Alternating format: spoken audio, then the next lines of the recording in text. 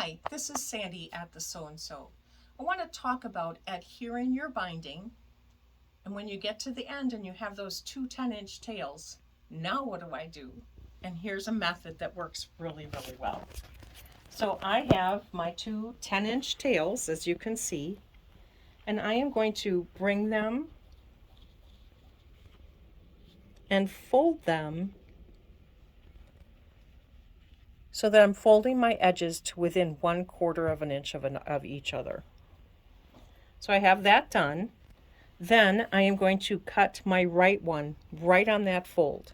So I would cut that one right here, right on that fold. And the one on the left, I'm going to cut at 2.5 inches. And you can just lay down your scrap there and know that that's 2.5 inches and cut along that edge. Then I'm going to open up the right one.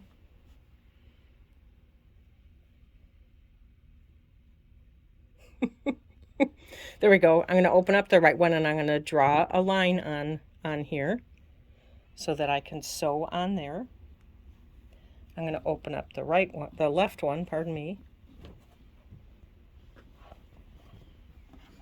And I'm going to lay them on top of one another. And this is going to be my sewing line. So I would take this over to the machine and sew right on that line. But of course I have a sample of that done, so I've sewed directly on that line. Then I've trimmed that to 1/4 of an inch and pressed that seam open. And then it lays flat up against my quilt because I left that 1/4 of an inch between them in the beginning. And then I've attached it and you fold it over. And then you do your hand sewing on the back or machine sewing, whatever way you choose to adhere that binding. But these these little ends can be kind of daunting.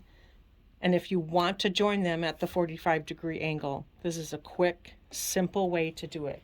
You start with that lined up at 1/4 of an inch away from each other. You cut, you align the edges so that you can sew. You sew, you cut your seam allowance, and you sew it down. I'm hoping that that helps you not be intimidated by doing a 45-degree join at the end of your quilt binding. Thank you so much. I'll see you at the Sew and Sew.